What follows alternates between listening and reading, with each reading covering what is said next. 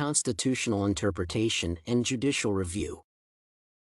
Judicial review is a power conferred to a court to review a section of regulation, statute, treaty, or constitution in a bid to check if it is lawful and consistent with the parent statute, treaty, or constitution. The power and role of the Supreme Court to exercise judicial review is not directly indicated in the U.S. Constitution but is implied for the structure, particular provisions, and history of constitutional implementation. Through judicial review, the Supreme Court can decide that organs such as Congress have acted ultra vires or unconstitutional and thus declare them invalid for being unconstitutional. With the separation of powers, judicial review acts as a check mechanism for the acts and omissions of other government organs. Supreme Court in pursuit and delivery of justice should expand the interpretation of the Constitution to deliver justice in the case-by-case scenario. The Supreme Court is vested, therefore, with the inherent duty to interpret the Constitution and to determine how it is applied in any given case.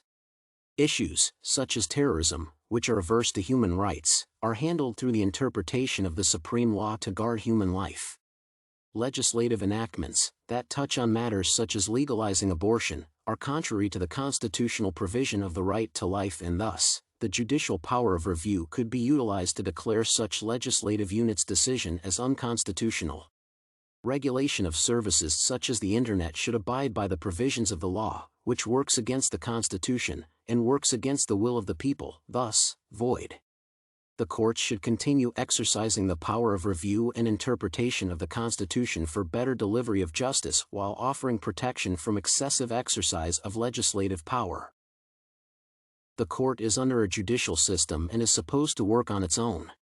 Every human being believes in the court's decision to provide justice to all, especially disadvantaged groups.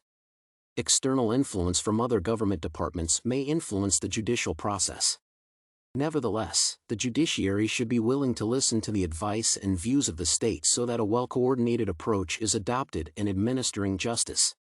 The court is headed and served by many opinionated legal individuals, resulting in varied judgments. Often, the court does not speak in one voice, it can at times be a legal advisor to the state or work towards self-gain. One judge will make a ruling based on a personal point of view as well as private consultation from their close allies. Although there is a well-structured system in the judiciary, moral judgments vary. Court processes are mostly influenced by political and other environmental factors. This is advantageous to famous people and leaders because they can easily pull through. Such people easily suggest bonds and bail. Corruption, on the other hand, also influences court functions and processes globally. Most of the lawyers take court processes like a business whereby they aim at material things from their clients. Selfish motives destroy the faith and trust that citizens have entrusted to the judicial system. This has been witnessed in many cases. For instance, courts of appeal and the Supreme Courts may act in an informed capacity, but money and power can ruin an intelligent decision. Therefore, the court rarely acts on its own.